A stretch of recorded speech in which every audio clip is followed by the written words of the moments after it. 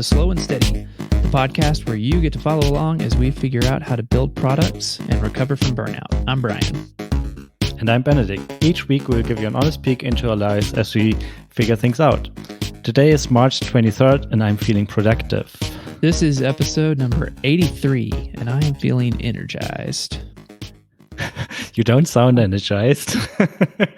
Hang on. This is episode number 83. I'm feeling energized. Yeah, much better. Character.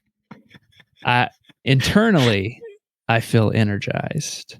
I guess externally, I'm still.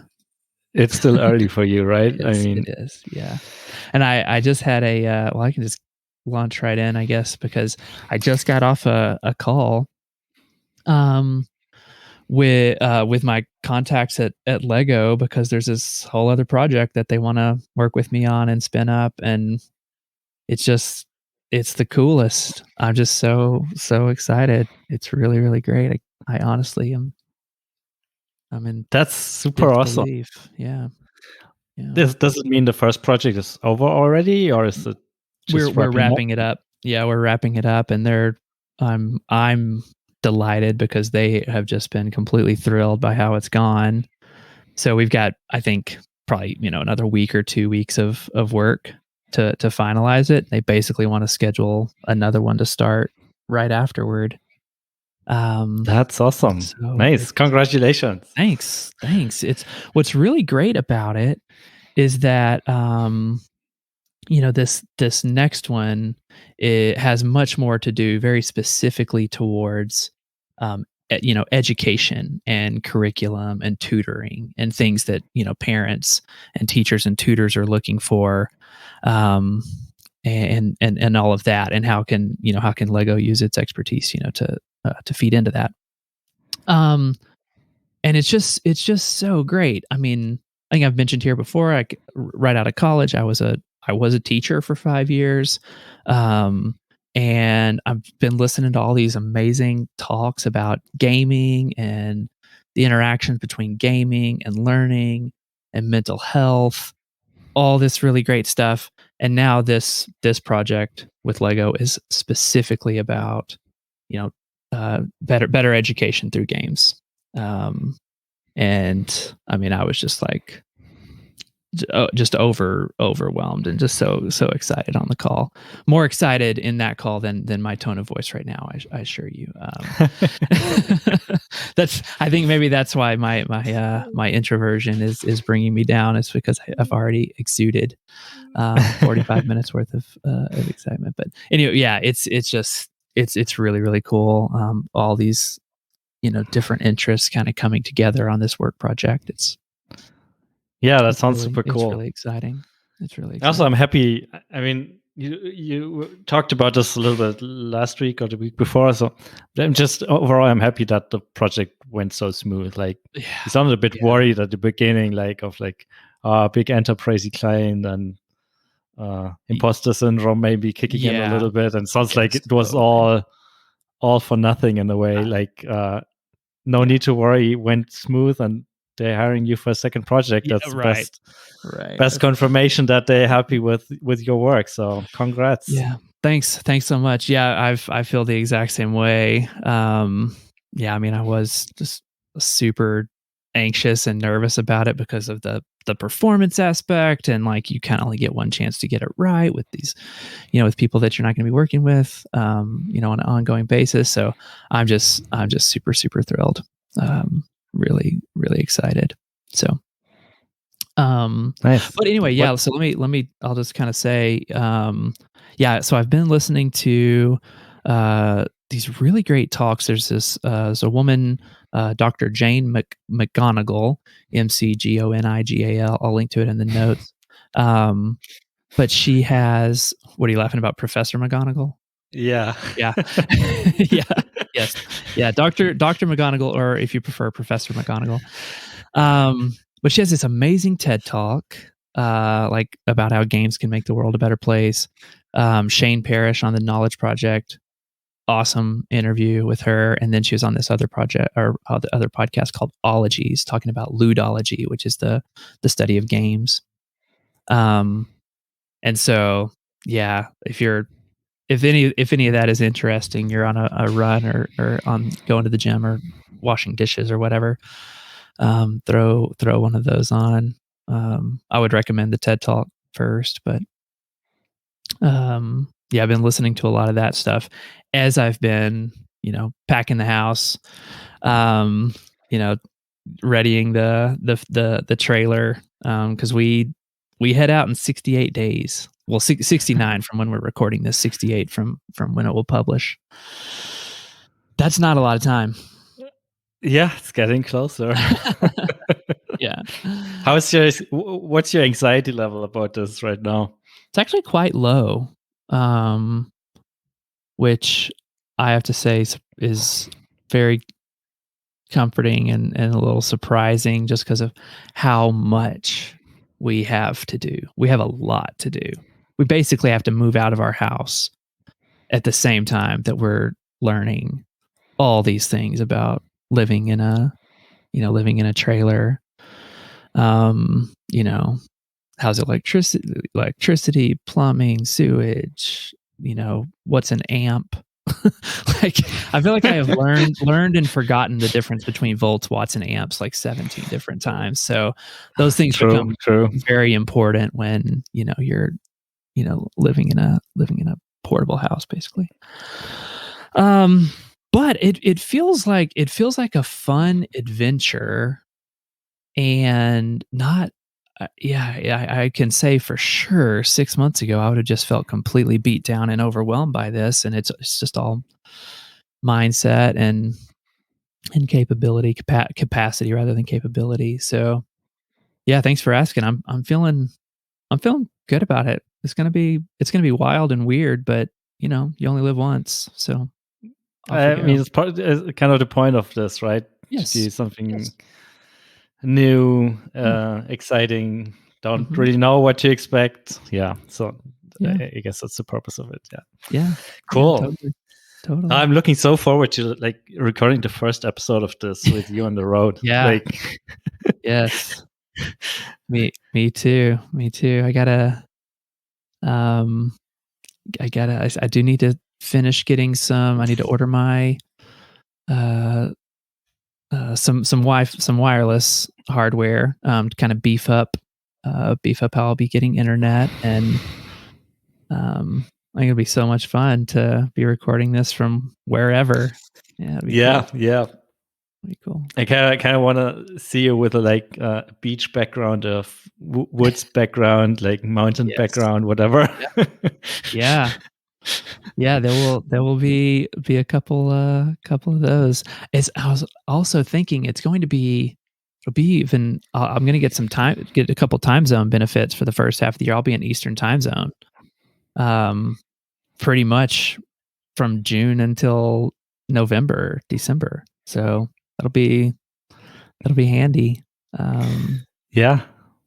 yeah, that's By the that way, are you like, are you basically matching your route to the seasons? Like, we'll be in the south in winter and stuff like that. Yes. Yes, exactly. Yeah, so we are I mean, we're in Colorado, and we will be going, you know, uh, getting to Maine, Acadia National Park area, Bar Harbor, Maine, as fast as we can, so that we're basically starting in the Northeast in June, you know?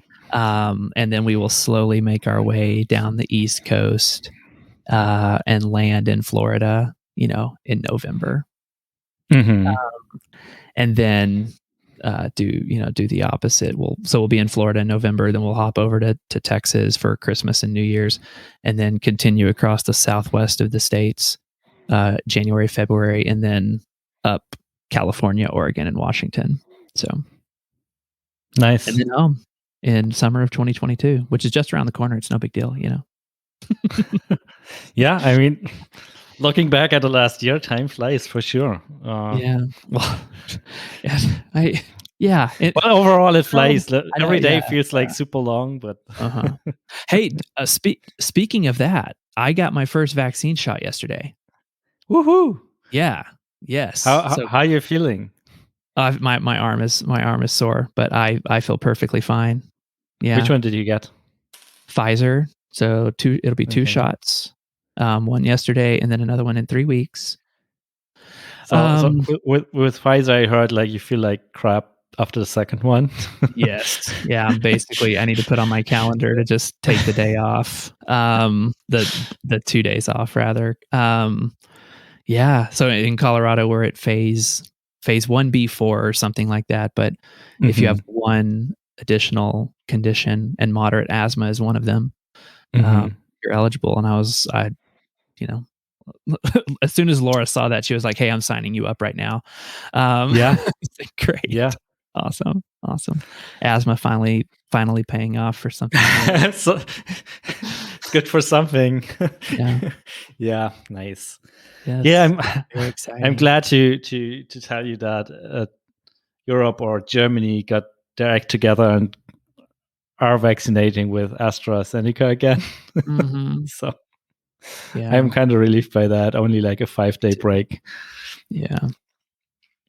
Yeah. We're turning it truly feels like we're turning the corner on this thing. So, yeah. Yeah, I am not around here. I'm not quite sure about that, but yeah, Okay. Maybe there's not some turning the hope. corner, but there is we can see the light at the end of the tunnel, I feel like. Yeah, yeah. It's on There's yeah, some light solutions on the somewhere. table. Yeah. Well, Maybe we get there in time. yeah. Oh, good gravy. Um, let's see. Oh, back to updates and on the board game side, Graham and I had a 3-player play test last night with one of our friends. Went great. Flowed. It was much more compact, the game, which is what we've been shooting for, is Hmm. reducing the play time.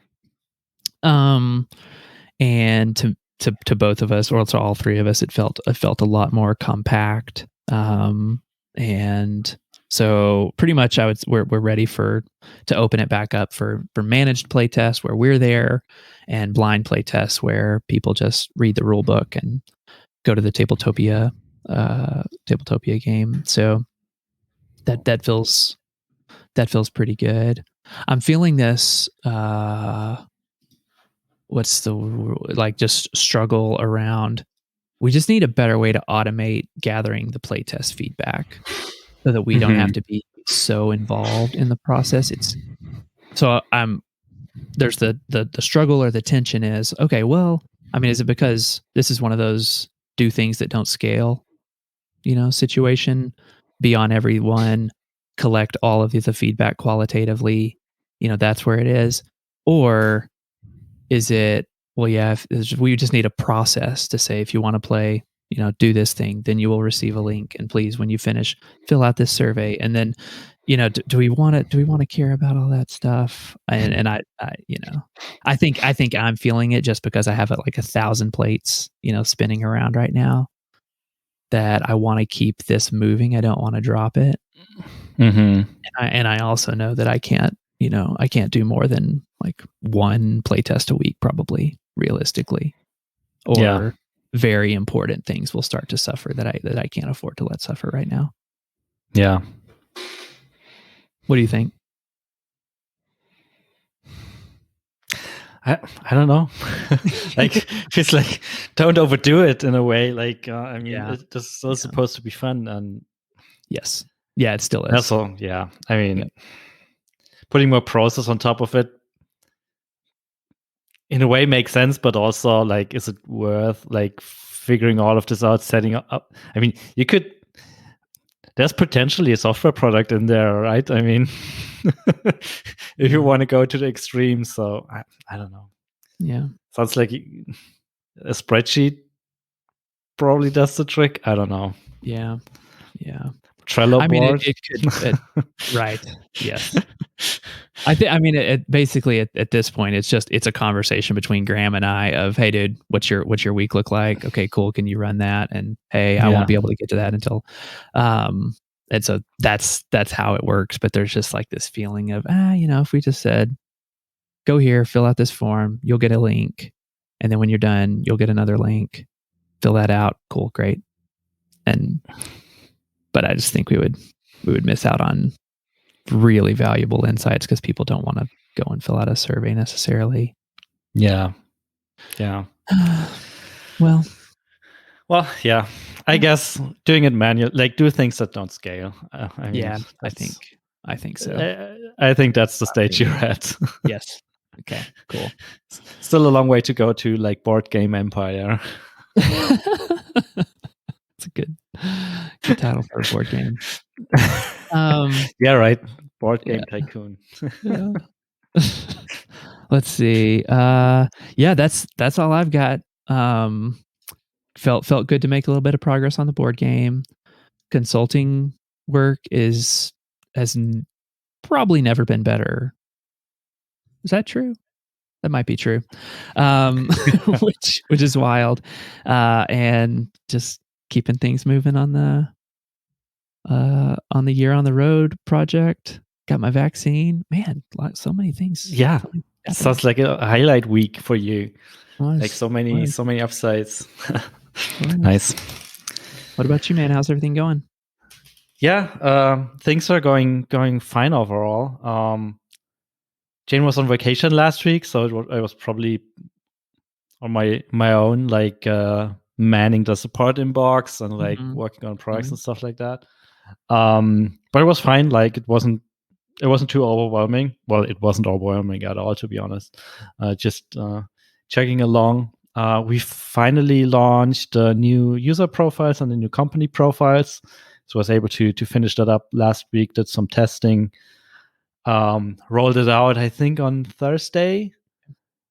And it looks like everyone. Yeah, rolled out to everyone. The company's feature in particular is still behind the feature flag, but it automatically enables itself as soon as you start sending company data into the system. Great. I also switched to Flipper, John Noonmaker's gem for this last week or the week before.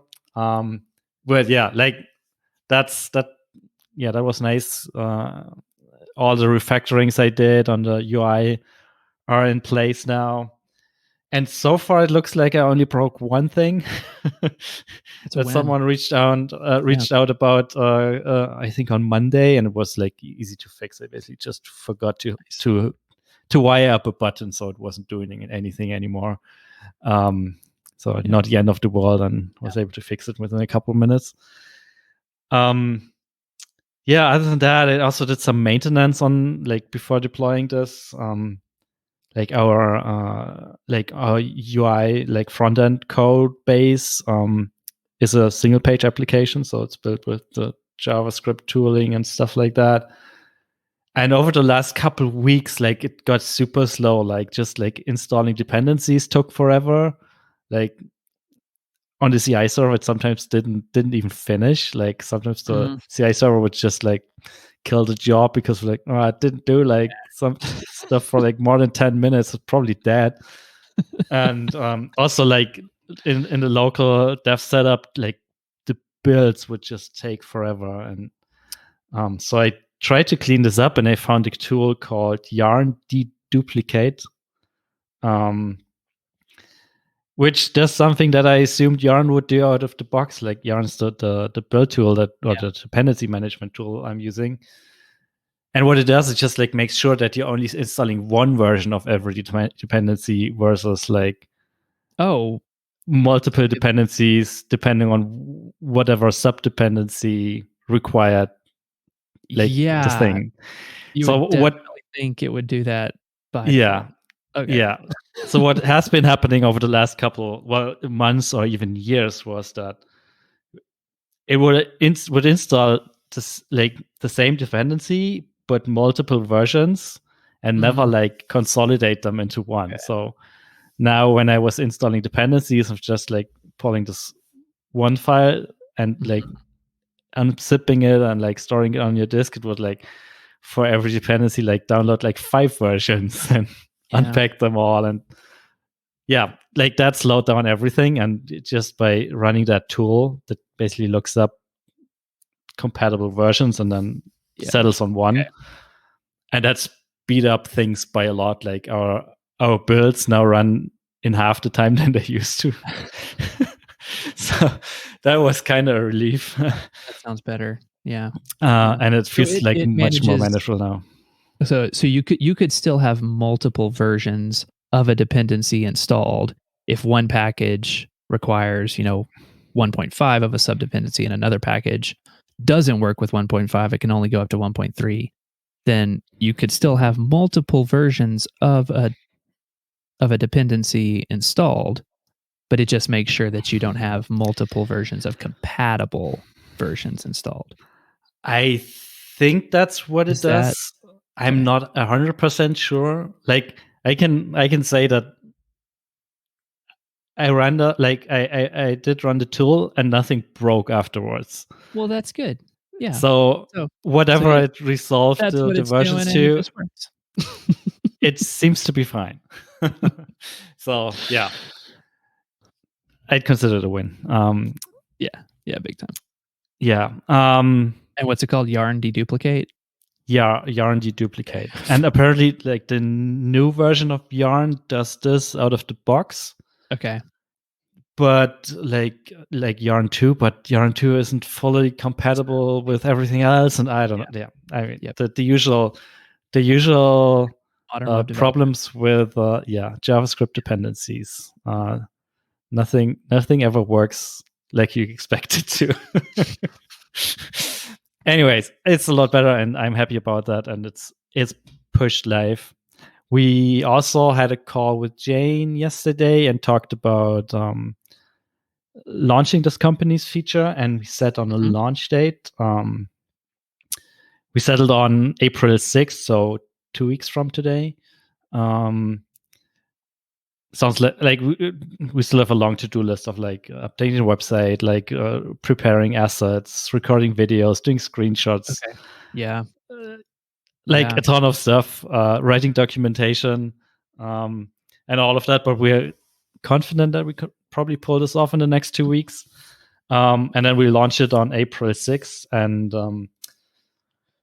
yeah, because of our last major launch of a thing I think it was in May last year, where we launched in-app messages. And Yeah.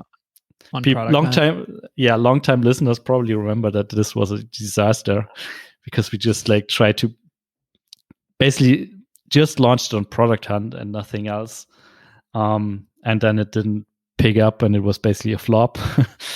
So this time we decided to do a like launch of the thing to our mailing list onto our on our website on April 6th, and Mhm. then do a separate launch on Product Hunt the day after.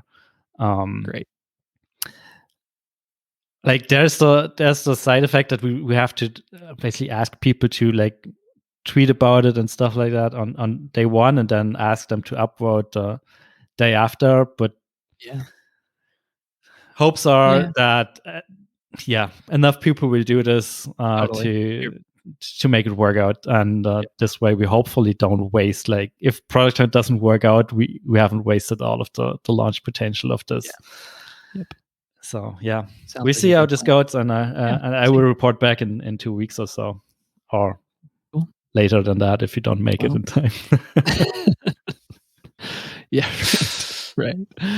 Well, Yeah. fingers crossed. So Good luck to you. Hope it goes well. that's the plan for now. I also last week, basically as a side project, I was working on, like I mentioned that I'm using Open API Mhm. to write a spec for our push API. Yep. And end of last week, I spent a day basically trying to use that spec to generate documentation. And as I said, like all the generator tools that I found are kind of clunky and not so nice. But Mhm. I think I will go with a hybrid approach of like just writing a bit of markdown for like the Yeah. proper copy, like intro and how authentication Yeah. works and how error handling works. And then as we're using a static site generator, I'm probably just like building small like methods that just read the spec and then print out a table of like all attributes for a given Yeah. payload and stuff like that. Yeah. And that hybrid approach seems to be working quite well. Like the experiments I did last week are kind of Mhm. nice and promising. And I'll continue working on this week. Still is kind of a side project because it feels like it shouldn't be the top priority. But if we can make this work, it would be nice for the future to just be able to quickly update the API documentation and possibly even the tests in sync or something like that. So I'm kind of excited. If this works out, it will be useful. So just so I understand, right? You're within your API, within the controller that has multiple methods, then you have some sort of script that's going to, hit that and generate all of the potential methods within that piece of the API, and then the descriptions that it would print out on the user-facing documentation, are those comments within the method, or you would? Do you know what I'm saying? Like, are you? Okay, yeah. So we're like, that's the more advanced setup that I haven't gotten this far yet. Okay. So right now I'm basically writing the spec by hand in a YAML file, and then using that to generate the documentation. But you're right. Like in theory, we could also, like, there's some tooling out there that I still have to check out to automatically generate the specs from the code. And I feel like that's like the next step. Like if this works well enough, then it's probably worth investing some time to auto-generate it from the code, or even, honestly, I almost prefer generating the spec from the tests, because it then like makes sure it works as intended, and it's not like, if you generate it from the code and the controllers, the documentation is probably more accurate, but it's not necessarily how you want it to be. Okay, so you would most ideal situation is you would generate the spec from the test and then the docs from the spec. Yeah, that sounds like it would be my dream setup. But then again, it works well enough right now, so I shouldn't invest too much into this tooling setup. But I mean, I hope it's okay to do this as a small side project to get our tooling better on that part. So yeah, that's the plan there, and like, all right. I'm browsing Stripe's documentation a lot because I still think they have like super awesome, just the best. I mean, and they also publish an open API spec.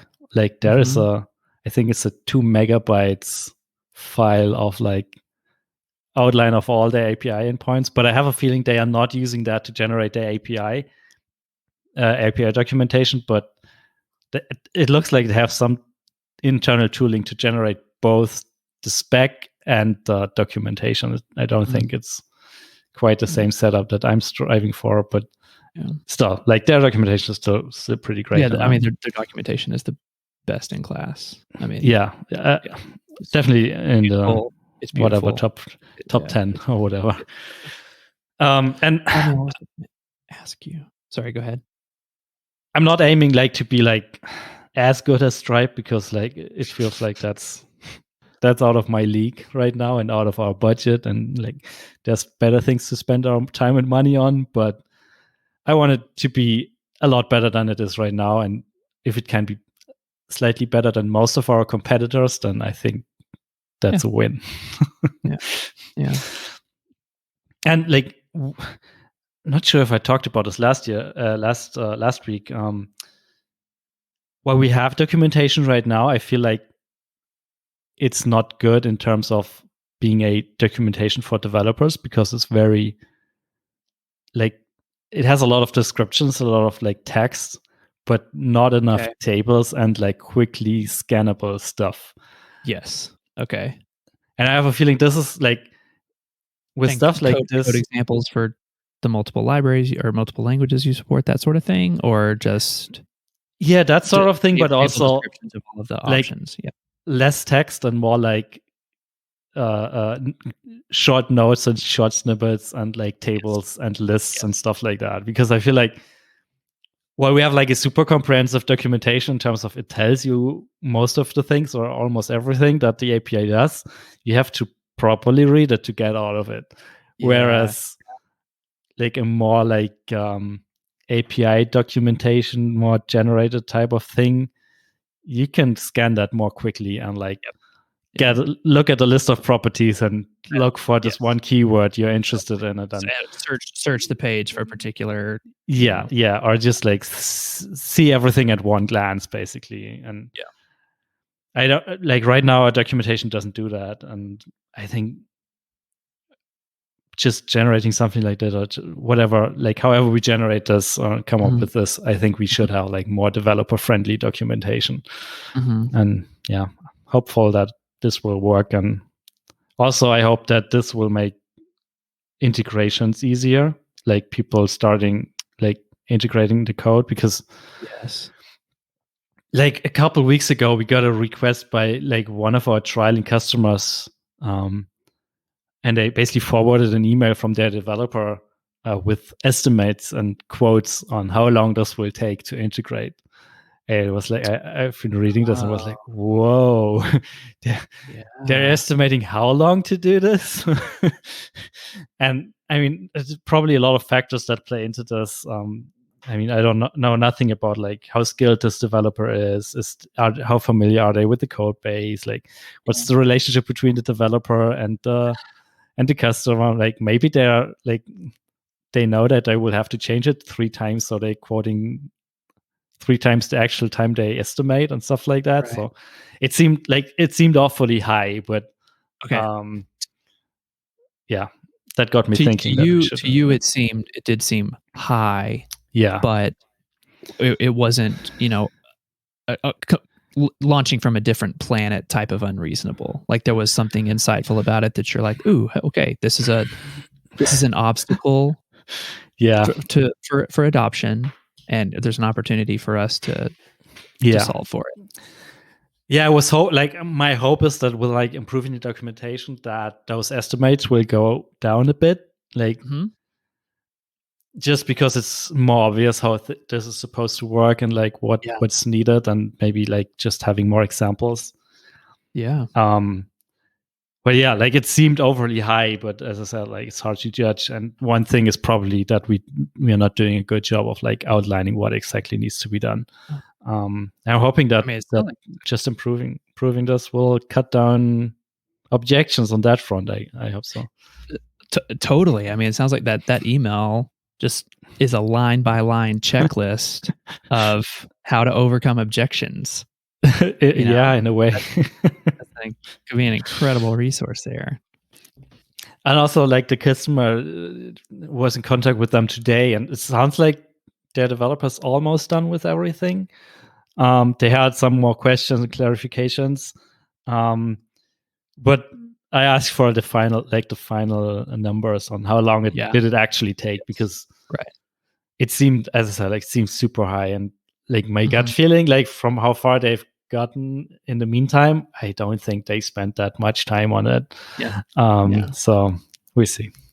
All good. They were just being a responsible developer and giving their estimate and then doubling it because like, being in that boat, like as I said, like, and this was also in my reply to customer, was like, hey, first things first, like it's super hard to, like, even for me to judge the estimate is near impossible because I have no idea. Like, your application could be the crappiest code base of all times, and of course it will take forever to change anything on it. So it's it's hard. It's hard to estimate software. It's even harder to estimate estimates. Another developer's estimate. Cool. Hey, so we celebrated the first marketing email sent via user list last week, right? Yeah. Have there been any more sent since? No additional marketing emails. But there's been like one of our larger customers has been sending a lot of broadcasts over the last week.